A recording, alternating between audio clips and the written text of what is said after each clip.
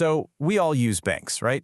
We trust them with our paychecks, our savings. But have you ever stopped to think about how they handle their own money? I mean, it's got to be a little different from, say, accounting for a local coffee shop. It's this whole other world of high-stakes risk and really complex rules. So let's pull back the curtain and see how it all actually works. All right, to really get this, let's start with a super simple question. What's the most important asset for any business? Well, if you're running a coffee shop, it's probably your espresso machine, right? It's that physical thing you use to make the coffee you sell. But for a bank, what is it? It's a loan. Think about that for a second. The bank's main asset isn't something it uses to create a product. The loan is the product. It's just a financial promise. And that one little difference, it changes absolutely everything when it comes to the accountant. And that fundamental difference really gets to the heart of why banks are so unique. At the end of the day, they're not selling something they manufactured. Their entire job is to be a financial middleman.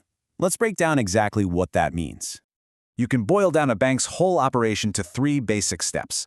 First, they've got to raise the money, and they do that by accepting our deposits. Second, they deploy that money out into the world by creating loans. And third, and this is the key, they make their profit from the spread. That's just the simple gap between the interest they earn on those loans and the interest they have to pay out to us on our deposits. Okay, so now that we've got the business model down, let's actually pop the hood and look at the core components. And to do that, we have to talk about a bank's balance sheet, which is all built on 2 big ideas: assets and liabilities. So a bank's assets are just what it owns. But like we said, they don't really own a bunch of factories or espresso machines. Their main assets are financial instruments.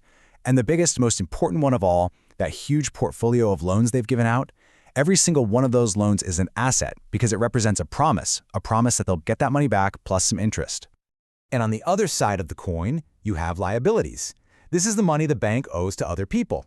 So what do you think a bank's #1 biggest liability is? It's our money. Every single dollar you or I have in a checking or savings account is a liability on the bank's books because they owe it back to us whenever we decide we want it.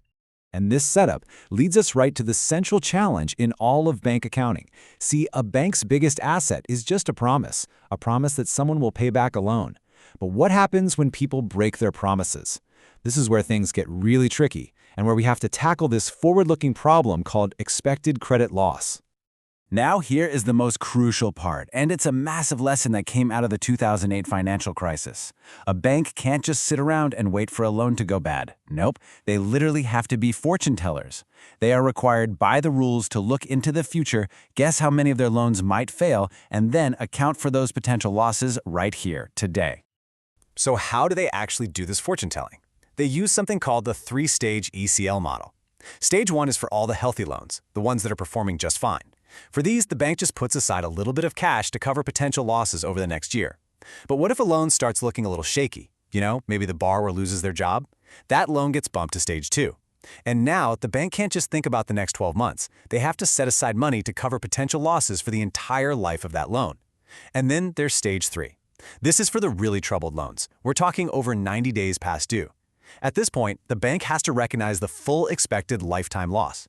You can see how the safety net gets bigger as the risk gets more real. Okay, deep breath. We talked about what a bank owns, its assets, what it owes, its liabilities, and the giant wild card of credit risk. So now let's put it all together and follow the money to see how a bank actually makes a profit. For pretty much any conventional bank you can think of, the most important number is something called net interest income, or NII for short. This is the absolute engine room of their profitability. It's simply the money they rake in from interest on assets, like loans, minus the money they have to pay out in interest on liabilities, like our deposits. I mean, look how simple that formula is. But that little equation is what drives the entire global banking industry. The bigger and healthier that net interest income is, the better off the bank is. Sure, they make money from fees and other things, but this right here, this is the bedrock. But what if you tried to build a financial system where that simple formula was actually forbidden? It's not some thought experiment. Let's take a quick look at a totally different model, Islamic banking. It runs on a completely different set of principles, starting with a big one, the prohibition of charging interest, which is known as riba. And wow, the difference is huge. It goes right down to the philosophy of the thing. Instead of just lending out money for interest, Islamic banks are all about asset-backed financing. So what's that mean? Well, instead of giving you a loan for a car, the bank might just buy the car itself and then sell it to you at a slightly higher price that you pay off in installments. Or they might become a partner in your business project. So their money comes from real transactions, profit from a sale, rent from a lease, not from an interest spread. And maybe the biggest difference of all is risk. It's shared. In a lot of these deals, if the business venture doesn't work out, both the bank and the customer share in that loss. That is a world away from a conventional loan, where the bank is pretty insulated from failure.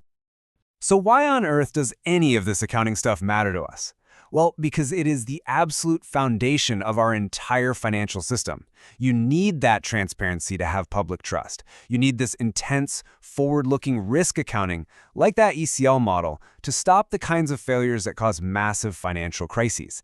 And that's exactly why regulators are so demanding, requiring banks to disclose everything about their risks, their cash levels, and how much of their own capital is on the line. It's all about keeping the system stable for everyone. So we've seen how modern accounting forces banks to predict the future, to account for risks that haven't even happened yet. Which leaves us with one last, really big question. Who's checking their homework? Who makes sure they're getting those predictions right?